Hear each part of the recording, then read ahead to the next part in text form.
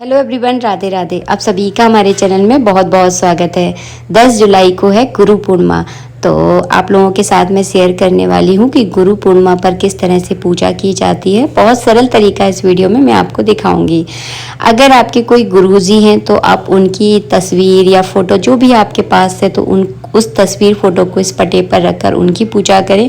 अगर आपके कोई गुरु नहीं है और आप ईश्वर को ही अपना गुरु मानते हैं, जो भी आपके देव हैं जिनको भी आप बहुत ज़्यादा मानते हैं, उनकी तस्वीर यहाँ पे रखकर आप पूजा कर सकते हैं।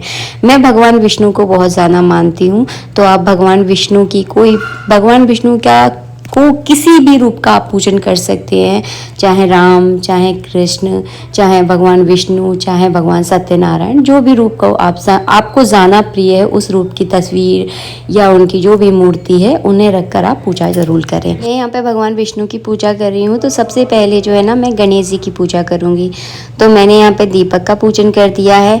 चंदन चावल से इस तरह से आप दीपक का पूजन करें। और गुरु पूर्णिमा के दिन आप चाहें तो सुबह के समय पूजा कर सकते हैं, आप चाहें तो शाम के समय भी आप पूजा कर सकते हैं। तो सबसे पहले मैं यहाँ पर गणेश जी का पूजन करूँगी और गणेश जी को स्नान करवाऊँगी। तो सबसे पहले जो है ना मैंने इस तरह से 4 बार जल चढ़ाऊँगी। उसके बाद मैंने पंचामृत तैयार कर लिया है, तो मैं पंचामृत से गणेश जी को स्नान करवाऊँगी। और अगर आप केवल अपने गुरु जी की पूजा करने वाले हैं तो फिर आपको गणेश जी की पूजा करने की कोई आवश्यकता नहीं है, क्योंकि गुरु की प्रधानता भगवान से पहले बताई गई है। अगर आप भगवान की पूजा कर रहे हैं तो आपको गणेश जी की पूजा करना अनिवार्य है।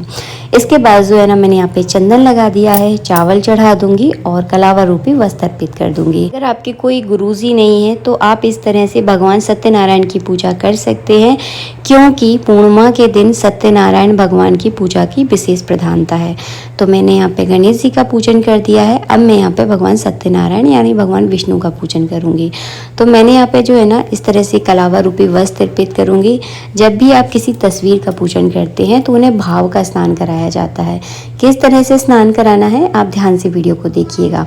तो मैंने एक बड़ा सा कटोरा लिया है और आप चाहें तो चम्मच से जल चढ़ा सकते हैं घुमाकर। मैं यहाँ डायरेक्ट कलश से जो है ना इस तरह से 4 बार जल चढ़ाऊँगी। उसके बाद घुमा के इस तरह से पंचामृत आपको चढ़ाना है। इसी तरह से आप अपने गुरु जी की जो है ना पूजा करें। अगर आप अपने गुरु जी की अगर साक्षात पूजा कर रहे हैं तो उनके चरणों का चरणामृत जो है ना आप ज़रूर ग्रहण करें। गुरु के जो है ना चरण धोए जाते हैं, तो चरण आपको धोने हैं। और इसके बाद जो है ना हम यहाँ पे चंदन से तिलक कर देंगे, चावल अर्पित कर देंगे। आज के दिन आप पीले कलर का दुपट्टा भी उड़ा सकते हैं, क्योंकि गुरु का जो कलर है वो है पीला कलर। तो पीले कलर के कपड़े पहनकर आपको ये पूजा करनी है और पीले कलर के कपड़ों का ही आपको दान करना है। और यहाँ पे मैंने अपने लड्डू गोपाल को भी विराजमान कर लिया है और घंटी बजाते हुए जो है ना इस पूरी आपको पूजा करनी है। इसके बाद मैं यहाँ पे पंचामृत का भोग लगाऊंगी और इत्र आप पूजा में ज़रूर चढ़ाएं। और अगर आप अपने गुरुजी की पूजा कर रहे हैं तो उनके चरणों में आपको इत्र ज़रूर लगाना है, कि जीवन में जितनी भी तरक्कियाँ आपकी होती हैं गुरु के आशीर्वाद से ही होती है। गुरु की प्रधानता जीवन में बहुत ज़्यादा है। चाहे आप अपने ईश्वर को गुरु माने, चाहे अन्य किसी और को, आप जिनको भी आपको ऐसा लगता है कि हाँ गुरु बनाने लायक है, क्योंकि गुरु हमें अपने जीवन में एक सही मार्गदर्शन के रूप में कार्य करता है। यहाँ पे मैंने भोग लगा दिया है और यहाँ पे जो है ना मैंने पंजीरी बनाई है, क्योंकि भगवान सत्यनारायण की जब आप पूजा करते हो तो केला और पंजीरी का भोग विशेष रूप से लगाया जाता है। सभी में मैंने यहाँ पे तुलसी दल डाल दिया है। इसके बाद आज पूर्णिमा है तो मैंने यहाँ पे पूर्णिमा की कथा भी पढ़ ली है।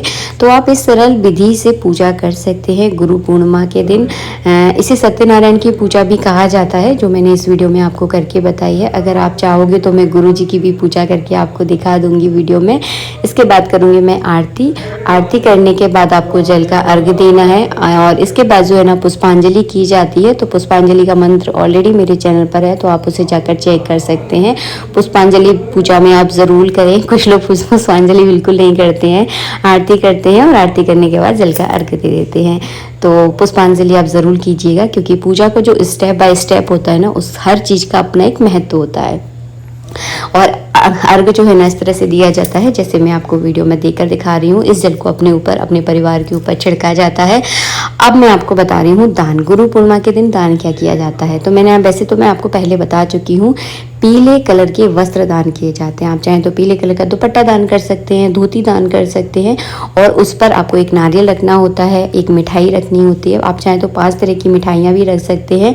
और इसके बाद जो है ना आपको फल रखने होते हैं। आप चाहें तो एक तरह का कोई फल रख लें, आप 5 तरह के फल रख लें, और उसके ऊपर आपको दक्षिणा रखनी है। तो इतना जो है ना दान पुण्य आज के दिन किया जाता है, फल, मिठाई, कपड़े और दक्षिणा। और इसे आप अपनी तरफ से बढ़ा जितना चाहें तो बढ़ा सकते हैं, तो वो आपकी इच्छा है। तो विशेष रूप से जो दान किया जाता है मैं इस वीडियो में आप लोगों के साथ शेयर कर चुकी हूँ। इसके बाद जो भी आपने फल मिठाई चढ़ाई है इसको आप प्रसाद के रूप में ग्रहण कर लें। अगर आपके गुरुजी अगर आपसे बहुत ज़्यादा दूर रहते हैं तो उस फल मिठाई का क्या करें। तो उस फल मिठाई को तो खैर आप प्रसाद के रूप में सबको बांट दें, लेकिन दक्षिणा आप उठा कर रख दें। जब भी आपका गुरुजी के पास जाना हो तो उस दक्षिणा में और दक्षिणा मिलाकर उन्हें दान कर दें। तो इस तरह